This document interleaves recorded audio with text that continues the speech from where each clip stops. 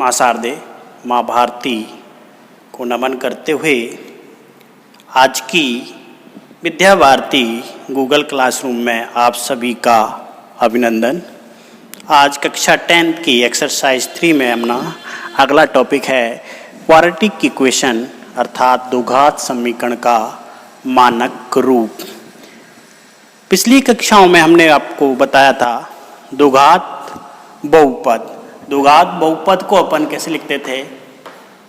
f(x) बराबर ax² plus bx plus c, जहाँ a is not equal to 0 और a b c कैसी संख्याएं होती थी? वास्तविक संख्याएं। इसको बोलते थे हम द्विघात बहुपद। यदि इसी द्विघात बहुपद को अपन फलन f(x) इक्वल टू क्या लिख दें? 0, अर्थात समता चिन्ह इक्वल टू 0 लिख दें, अर्थात ax² plus bx plus c equal to 0, तो ये इसका द्विघात समीकरण कहलाता है। और ये द्विघात समीकरण का व्यापक रूप अर्थात मानक रूप कहलाता है, जहाँ a is not equal to 0 और a b c वही कैसी संख्या है? वास्तविक संख्या है। ये कहलाती है इक्वेशन क्वाड्रेटिक इक्वेशन अर्थात द्विघात समीकरण। देखते हैं कुछ उदाहरणों से हम स्पष्ट करना चाहते हैं, देखते हैं कि ये द्विघात समीकरण है या नहीं। एग्जाम्पल से अपन देखते हैं। फॉर एग्जाम्पल, आपको एक इक्वेशन दी हुई है और आपसे पूछा जा रहा है कि बताइए यह एक द्विघात समीकरण है या नहीं। तो पहले अपन इसको इस मानक रूप में, इस फॉर्म में लाना है, फिर हम पता लगाएंगे कि ये द्विघात समीकरण है या नहीं। देखने से तो पता लग रहा है x से इंटू करेंगे तो x² का पद आना है, यहाँ भी x से इंटू करेंगे तो x² का पद आना है। लेकिन अभी अपन कह नहीं सकते कि ये द्विघात समीकरण है या नहीं। पहले अपन इसका सॉल्यूशन लाते हैं, इस रूप में इसको लाते हैं। तो देखिए कैसे सॉल्व करते हैं। x को x से इंटू करेंगे x² हो गया, x को -2 से करेंगे -2x हो गया, -1 को x से करेंगे तो -x हो गया, -1 को -2 से करेंगे तो +2 माइनस माइनस +2। इसको करेंगे x को x से तो x² हो गया, x को -4 से करेंगे -4x हो गया, इसको -3x हो गया, और ये माइनस माइनस प्लस 4 तिया 12 हो गया, इक्वल टू हो गया। पक्षांतरण कर देंगे, दोनों को पक्षों को एक तरफ ले आएंगे तो ये x² इधर पले है, इसको x² को उधर ले जाएंगे तो माइनस के x² हो गया, माइनस ये 3x हो गए, प्लस हो गया 2x माइनस x 3x हो गए, ये -4 और -3 -7x हो गए, इनको उधर ले जाएंगे तो प्लस के 7x हो गए, ये +2 इधर है ही, और इस 12 को उधर लाएंगे तो -12 हो गए, इक्वल टू 0। हल करा तो ये -x² प्लस x² कैंसिल हो गया, क्या बचा अपना 7x में से -3x गए तो 4x -10 इक्वल टू 0। देखने पर पता लग रहा है क्या ये द्विघात समीकरण है।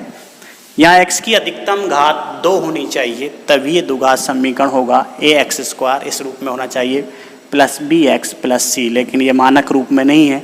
यहाँ x की घात 1 है, रखा रेखिक बहुपद है ये तो, और रेखिक समीकरण कहलाती है, अर्थात ये हम कह सकते हैं कि ये द्विघात समीकरण नहीं है। ऐसे कई उदाहरण आपको एक्सरसाइज 3.3 में मिलेंगे। पहला क्वेश्चन यही है, आपको बताना है कि निम्न द्विघात समीकरण के रूप के हैं या नहीं। आप उनको हल करके प्रयास करेंगे तो आपको इसको मानक रूप, इस रूप में जनरल फार्मूला में आपको लाना है। अगर वो इस रूप में लिखे हुए हैं ax² plus bx plus c equal to 0, जहाँ a not equal to 0, a की वैल्यू 0 नहीं हो सकती। क्यों? अगर a की वैल्यू 0 हो जाती है तो ये x² का पद समाप्त हो जाएगा, तो ये बहुपद जो है, अर्थात ये जो बहुपद है वो द्विघात बहुपद नहीं रहेगा, और समीकरण जो है वो द्विघात समीकरण नहीं रहेगी। जैसे हमने अभी पता लगाया, यहाँ x की अधिकतम घात 2 होनी चाहिए थी, लेकिन घात कितनी है 1, तो ये द्विघात समीकरण है ही नहीं। ये तो कौन सी समीकरण है? रेखिक समीकरण कहलाती है। हमने बताया था आपको ax + b = 0 इस रूप में लिखी हुई है। तो ये अपना पहला क्वेश्चन था कि समीकरण की जानकारी प्राप्त करना कि ये समीकरण है या नहीं। अब आती है हमारी इन द्विघात समीकरणों को हल करने की विधियाँ, अर्थात द्विघात समीकरण अपन कैसे हल करते हैं।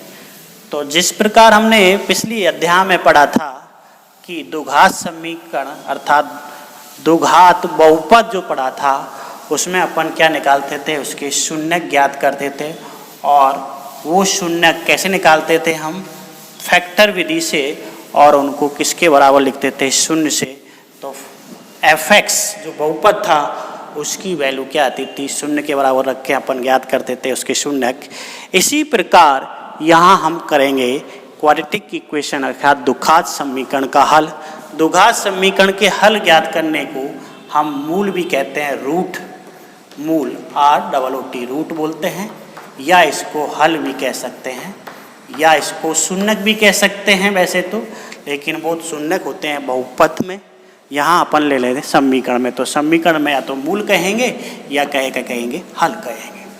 तो इस क्वाड्रेटिक इक्वेशन अर्थात द्विघात समीकरण के हल या मूल ज्ञात करने की हमारे कोर्स में 3 विधियाँ हैं। पहली विधि है फैक्टर मेथड, गुणनखंड विधि। प्रथम विधि है गुणनखंड विधि से। दूसरी विधि है हमारी पूर्ण वर्ग बनाकर। और तीसरी विधि है हमारे एक गणिताचार्य हैं श्रीधर आचार्य, इनके नाम से ही ये फॉर्मूला दिया गया जिसको बोलते हैं श्रीधर आचार्य द्विघाती सूत्र। इस तरह हमारे पास ये 3 विधि हैं कोई भी क्वाड्रेटिक इक्वेशन अर्थात द्विघात समीकरण हल ज्ञात करने की। तो आज हम सर्वप्रथम लेते हैं कौन सी विधि? गुणनखंड विधि, फैक्टर मेथड। बहुत आसान है, एक एग्जाम्पल लेते हैं और उससे अपन समझने का प्रयास करते हैं। एग्जाम्पल देखिएगा, जैसे 4/x - 3 = 5/2x + 3 = 5/2x + 3। जहाँ आपको दिया हुआ है ये कंडीशन है कि x ≠ 0 और x -3/2, अर्थात इन दोनों की वैल्यू अर्थात x यहाँ जो चर राशि है, वेरिएबल जो राशि है जिसका मान बदल रहा है, उसकी वैल्यू 0 नहीं हो सकती और -3/2 नहीं हो सकती। क्यों नहीं हो सकती? यहाँ x/0 लिखेंगे तो इनफाइनाइट रूप होता है, इनफाइनाइट रूप में अपन x की 0 वैल्यू ज्ञात नहीं कर सकते हैं। यहाँ भी अगर अपन -3/2 लिखते हैं, 2/2 कैंसिल हो जाएगा, -3 + 3 0, तो ये भी 0 फॉर्म में हो जाती है 1/0। या आप अगली कक्षा जो 11th में है उसमें आप डिटेल से पढ़ेंगे इनफाइनाइट रूप क्या होता है, 1/0 अनिधार्य रूप बोलते हैं इसको, उसकी जानकारी। तो आज हम इसकी इक्वेशन को द्विघात समीकरण, अब देखते हैं कि ये द्विघात समीकरण है या नहीं। पहले तो इसको वही मानक रूप में लाना है, जनरल फॉर्मूले में लाना है, मानक रूप में। कैसे लाते हैं मानक रूप में? देखिए, सर्वप्रथम हम इसको बटा 1 लगा के लघुत्तम ले लेते हैं। इसका क्या ले लेते हैं? लघुत्तम लेने पर जैसे जैसे अपन को गणितीय विधियाँ याद आती जाएं वैसे वैसे लघुत्तम लेने पर, तो इधर लघुत्तम लिया, x और 1 का लघुत्तम क्या आया? x ही आएगा। x से x डिवाइड हो जाएगा। बताते हैं हम अंश हर का इस एलसीएम में लघुत्तम में भाग देते हैं। x का x से डिवाइड किया 1 बार, और जो भागफल आया उसको उसके अंश से इंटू करते हैं, तो 1 × 4 हो गया, माइनस 1 का डिवाइड x में देंगे तो x बार जाएगा, x को 3 से इंटू करेंगे तो ये 3x हो जाएगा, इक्वल टू इसको हमने जैसे लिखा हुआ है एज इट इज वैसे की वैसे लिख दिया है। तो सर्वप्रथम हमने इसको एलसीएम लेके लघुत्तम लेके हल किया। अब इसके बाद में क्या दिख रहा है हमको? अंश बटे हर देखने से पता लग रहा है हमको क्या करना पड़ेगा, वज्र गुणा करना पड़ेगा। Very good. तो अपन वज्र गुणन करने पर हम जानते हैं वज्र गुणन कैसे करते हैं, तिरछा गुणा इस 5 का इससे और इनका इससे। तो लिख देते हैं 4 माइनस 3x 2x प्लस 3 equal to 5 into X 5x। वज्र गुणा कर दिया। अब इसका सॉल्यूशन, इसको स्टक को हटाते हैं अपन, क्योंकि हमको मानक रूप में लाना है ax² plus bx plus c, उस फॉर्म में लाना है जो हमने अभी आपको बताया था द्विघात समीकरण का व्यापक रूप ax² plus bx plus c equal to 0, जहाँ a is not equal to 0 और a और b कैसी संख्या थी, वास्तविक संख्या, रियल नंबर्स। गुणा करते हैं, 4 का 2x से किया तो 8x हो गया, 4 का 3 से किया तो 4 तिया 12 हो गया, माइनस 3x का 2x से किया तो माइनस 3 दूआ 6, x का x से किया तो x² हो गया, माइनस 9x हो गया और इक्वल टू 5x को भी हम पक्षांतरण करके उधर ले गए तो इक्वल टू हो गया 0। चाहो तो आप अगली स्टेप में लिख सकते हैं, अभी यहाँ ऐसे कैसे लिख दीजिए 5x, जिससे कंफ्यूज नहीं हो आपको। पहले हमने इनको हल किया, कोई प्रॉब्लम, इनको हल करने में आसान होगा। पहले 4 का इन दोनों से इंटू करके लिख दिया, माइनस 3x का इन दोनों से इंटू करके लिख दिया, इक्वल टू। अब अगली स्टेप अपन को याद आ जाती है कि इक्वल टू 0 होना चाहिए, तो इक्वल टू 0 करने के लिए क्या करेंगे हम, पक्षांतरण करने पर। तो देखिए माइनस 6x² इधर है, ओके, माइनस 9x और 8x, तो माइनस का x बचा, 9 में से 8 गया तो माइनस का 1x और 5x और इधर आ गए तो माइनस के 5x हो गया और प्लस यहाँ 12 बचा और इक्वल टू यहाँ क्या बचा, 0 बचा। तो अपना आ गया ये minus 6x² minus 6x minus 1 और minus 5 minus 6 plus 12 equal to 0।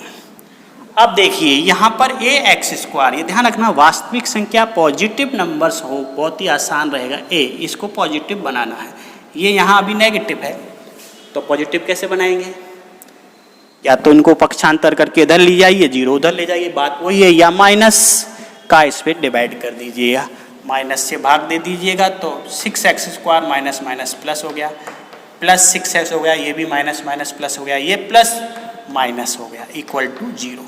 देखिए देखने से पता लग गया, ये हमको इक्वेशन ऐसे दे रखी थी, हमें यहाँ पता ही नहीं लगा पा रहा कि ये द्विघात समीकरण है या नहीं, तो हमने इसको अपने तरीकों से सॉल्व किया। पहले लघुत्तम लिया, फिर वज्र गुणन किया, फिर पक्षांतर किया, तो हमने उसको मानक रूप में लिया है ax² plus bx plus c equal to 0, इस रूप में लिया है।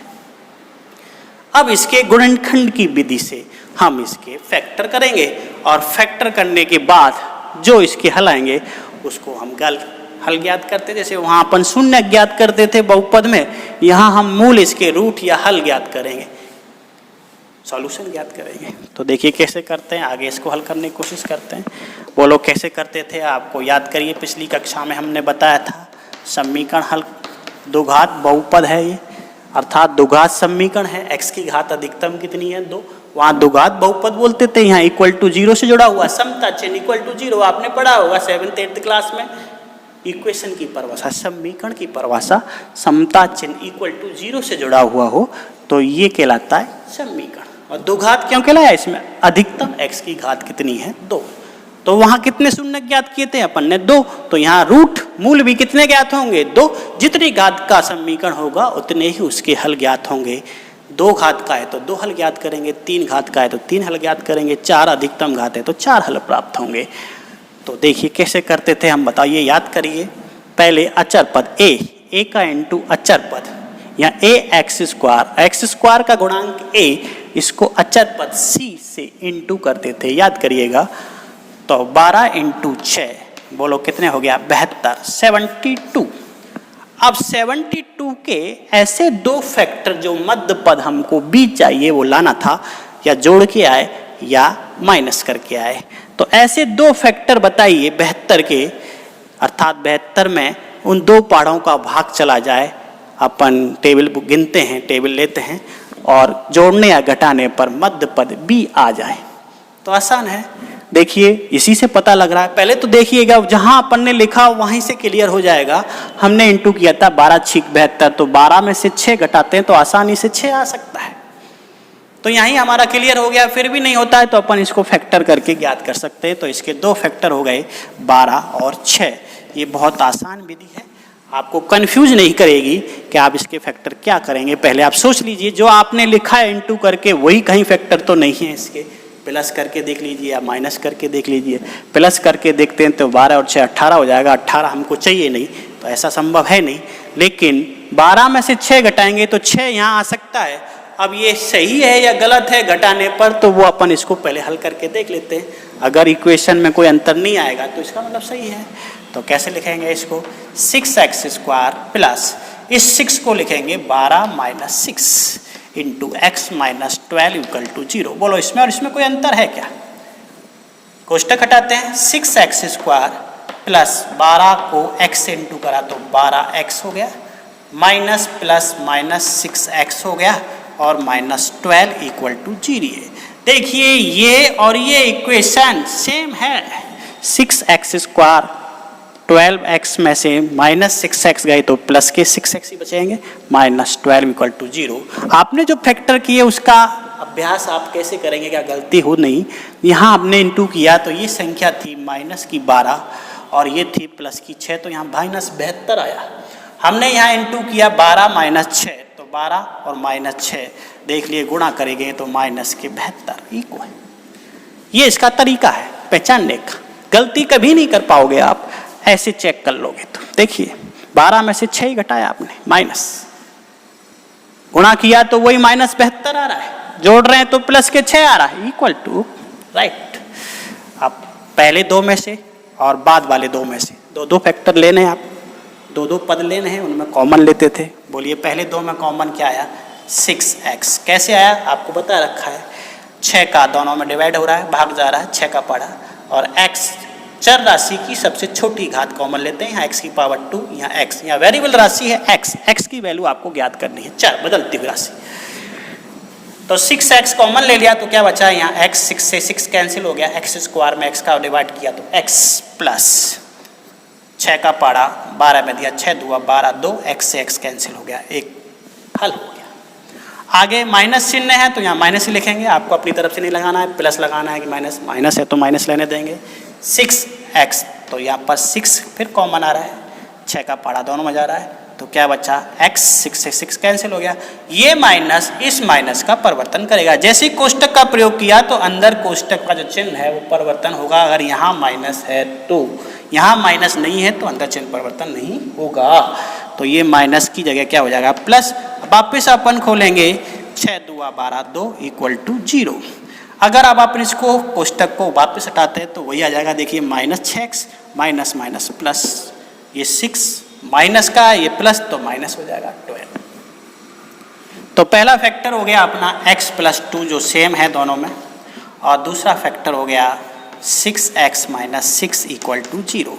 ये इसके दोनों फैक्टर आ गए बराबर। वहाँ पर अपन शून्य ज्ञात करते तो बराबर 0 लिखना पड़ता था। शून्य ज्ञात करने के लिए यहाँ स्वयं पहले से इक्वेशन है 0 के बराबर है, तो x प्लस 2 इक्वल टू 0, तो x बराबर माइनस 2। ये इसका पहला हल रूट आ गया, मूल आ गया। और दूसरा 6x माइनस 6 इक्वल टू 0, तो 6x इक्वल टू 6, तो x बराबर 6/6, तो x बराबर 1। ये इसका दूसरा मूल आ गया, x बराबर 1। वहाँ बहुपद होता था, अर्थात तो वहाँ शून्य निकालते थे तो x बराबर -2 रखते तो ये 0 इक्वेशन होती थी, हल होता था। आप रख के देख लीजिए, x इक्वल टू -2 रख के देखिए बराबर 0 आ जाएगा। यहाँ x बराबर 1 रख के देखिएगा ये 0 आ जाएगा। तो ये कहलाते हैं इस द्विघात समीकरण के मूल, रूट या हल कहे तो भी वही बात है। शून्य द्विघात बहुपद में बोलते हैं, यहाँ बोलेंगे मूल पूछेगा या तो रूट ज्ञात कीजिए, निम्न द्विघात समीकरण के मूल ज्ञात कीजिए, निम्न द्विघात समीकरण के हल ज्ञात कीजिए।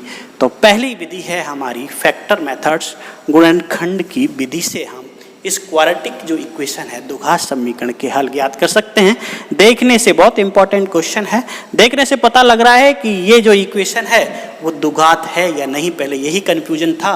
तो हमने इसको अपने सॉल्यूशन तरीके जो हैं, गणितीय जो संक्रियाएं होती हैं अपनी, प्लस माइनस गुणा भाग लघुत्तम वज्र गुणा पक्षांतरण, वो क्रियाएं की अपन ने और उसको मानक रूप में लिया है द्विघात बहुपद, और फिर उसको इक्वल टू 0 लिखा तो द्विघात समीकरण मानक रूप में आ गया। ये द्विघात समीकरण का मानक रूप, द्विघात समीकरण का मानक रूप होता है ax square plus B X plus C equal to 0, जहाँ a is not equal to 0 और a b वास्तविक संख्या है। पॉजिटिव नंबर हो तो सही है, क्योंकि यहाँ नेगेटिव कभी गड़बड़ कर सकता है, तो आप इसको पॉजिटिव बना लीजिएगा। माइनस को हटाने का तरीका हमने बता दिया, या पक्षांतर कर दीजिए इधर, इसका 0, बात वही है। तो माइनस का डिवाइड कर दिया पूरी इक्वेशन में, तो ये प्लस ये माइनस इक्वल टू 0, तो ये मानक रूप में आ गई ये इक्वेशन। फिर हमने इसको गुणनखंड विधि से हल किया और इसके दो मूल ज्ञात कर दिए, x इक्वल टू -2 और x इक्वल टू 1। इस प्रकार ये एक्सरसाइज 3.3 का क्वेश्चन नंबर 1 आप सॉल्व कर सकते हैं। उसमें 4 क्वेश्चन है। पहला क्वेश्चन जिसमें आपको बताना है कि ये द्विघात समीकरण है या नहीं। पहले आपको उसको द्विघात समीकरण मानक रूप में लाना है। अगर इस रूप में आ जाता है तो द्विघात समीकरण है, और नहीं तो नहीं लिखेंगे आप। दूसरा क्वेश्चन जो है उसमें 10 क्वेश्चन है, 1 से लेके 10, हो सकता है 12 हो, और वो इसी रूप में लिखे हुए हैं, अर्थात द्विघात समीकरण के या तो व्यापक रूप में लिखे होंगे, नहीं लिखे हैं मानक रूप में, तो आप उनको मानक रूप में लाएंगे इस रूप में ऐसे हल करके, और फिर उसको गुणनखंड की विधि से आपसे पूछा गया है, फैक्टर मेथड से उसके मूल ज्ञात कीजिए, हल ज्ञात कीजिए, आप उनके हल ज्ञात करेंगे। आगे वाली जो कक्षा है उसमें हम कुछ समस्याएं एक्सरसाइज 3.3 की लेंगे जो आपको टफ हैं। कमेंट्स बॉक्स में आप आज उसमें लिखकर हमको सूचित कर सकते हैं। अगली कक्षा में हम उनका हल ज्ञात करेंगे। आज की ऑनलाइन क्लास में आप सभी का धन्यवाद। जय हिंद, जय भारत।